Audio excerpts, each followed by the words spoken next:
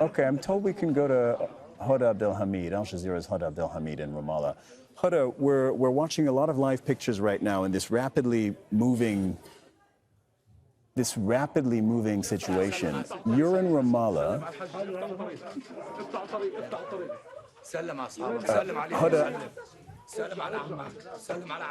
Okay, sorry.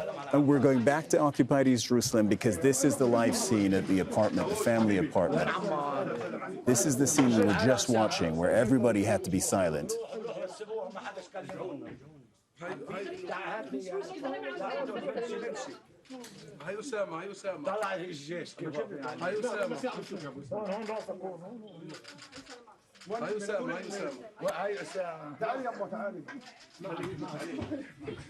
Let's take this in for a moment. This 14-year-old, if you've been with us the last 10, 15 minutes, you know what this is about. We're in the apartment right now. This is the live shot of a family in occupied East Jerusalem who got notified today that their son, 14-year-old, that you see right now in the center of the shot, would be released. And here it is. A lot of tension the last 15 minutes just before he made it here, before he arrived and was returned to his family, because everybody was a little afraid that all of this would be disrupted by Israeli law enforcement. But here he is. Now, Al Jazeera's Mohammed Jamjoom has been walking us through this the last few moments. Mohammed, I don't know if you can hear me at this point. Can you hear me, Mohammed? Oh my. I hear you, Cyril, yes. Cyril, can you hear me? I hear you. Yeah, Mohammed, I can hear you. I have to say, really emotional scenes. Okay, it seems they're asking people to stand back a little bit. Go ahead. Happening here. Just a couple of So this is the arrival of Ahmad Salayme, a 16-year-old boy who had been in prison for months. He has finally arrived home.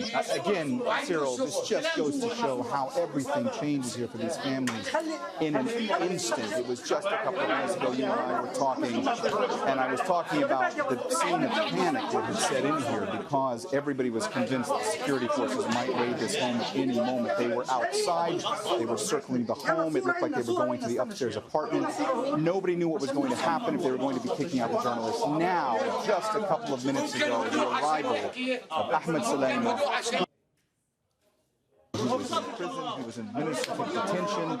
He had been accused of throwing stones at a car full of Israeli settlers and injuring a female Israeli settler. He had been first under house arrest, then under administrative detention. Now he has been released. He is one of the youngest Palestinian prisoners who have been released under this captives and prisoners swap overall ceasefire deal between Israel and Hamas. Now he has been released. Again, Cyril, these are very dramatic scenes. You see the family members who have for hours now been worried about whether Ahmed would actually be released. He is finally home, and they are so grateful. They are tearful. They're hugging him. You're seeing tears of sadness, tears of joy. You are seeing just people overflowing with emotion at this moment. Everybody now trying to speak because they want to see what he has to say. We're going to try to moments. Let's see if he starts speaking into the microphone. One of his relatives, it looks like he's going to start talking right now. I don't know if you'll be able to hear this or not. Just give us a minute to find out. Yeah, we're with you. We can hear it. So absolutely. Once he starts speaking, great. Okay, so. But yes, Cyril, as I was saying. Oh, here we go. Here we go.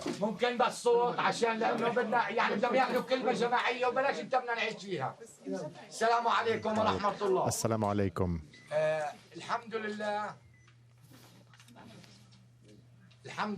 Praise be to Allah for His blessings that He bestows on all of humanity. Praise be to Allah for the liberation of my son Ahmed from the occupation prisons. Thanks to the prisoner swap agreement, between our resistance and the occupation government. My son Ahmed has been in prison for 4 months, following 2 months of house arrest. Apologies, signal is cutting out from the source. عبء مش بس على الأسير، الحبس المنزلي بشكل عبء على الأسير وعلى أهل الأسير من كل الجوانب. الحبس المنزلي فترة لا تحسب من الاعتقال. الحبس المنزلي عبء على الأهالي بكل النواحي. Is nothing compared to actual prison. However, we refused house arrest in order not to lengthen the detention of our sons inside prisons. So thankfully, we refused house arrest, and my son Ahmed and his 2 cousins were handed over on July 30th to the Damon prison.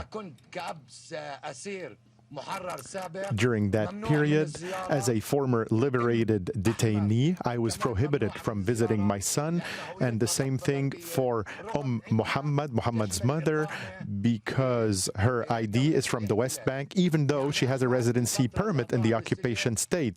So throughout Ahmed's stay in prison, we were not able to visit him, even though he is the youngest Palestinian detainee. He is 14 years old. When the war started on October 7th, we lost contact with our son and all our detainees, as well as our female detainees inside occupation prisons. We were extremely concerned. We were anxious. We were receiving information on torture, on children being put in solitary confinement. We did not know where our children were over the past 50 days. Thankfully, after 5 days of truce, they were released. We would like to thank each and everyone who sacrificed his soul for the safety of all of our sons. Your son is a child detainee. Yes, he is a child detainee, but he is also the youngest detainee. He is 14 years old. When he was first arrested, he was under 14 years of age. After turning 14, he was remanded in custody, and I handed him to the authorities of the Damon prison, which is the exact same prison that I was in 30 years ago. And thanks to Allah, he was released today. Ahmed, how was your situation in the last days of imprisonment? Look at the camera, please.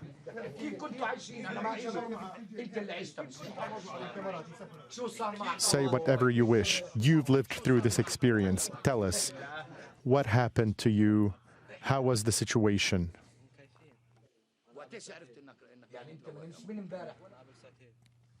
When did you know you were going to be released? 2 hours ago. So it wasn't yesterday, it wasn't a week ago, it wasn't 10 days ago. So what happened to you when the war started? How did you know about what happened? They closed all departments. And at the prison I was at, there was the female section. On day 1, we heard women who were being beaten. We were beaten, and a unit was coming to beat us, but they were stopped from doing that. And we stayed like that from October 7th until today. What about food? What about communication? What about contacts with your families? We only received 2 meals per day, and we would often go hungry. We had nothing or no means to contact our families. We were only allowed outside once. Excuse my son, he is very nervous. I think he has lost 10 kilograms over the past 4 months, at least 10 kilograms. كيف اجوا قالوا لكم بدكم تروحوا كل شيء How كيف did أجوا they باسوا؟ inform you guys that you're going to be released? They asked us to come quickly. Every once in a while, they were taking people out. So you were suspecting that you were going to be released soon? Yes.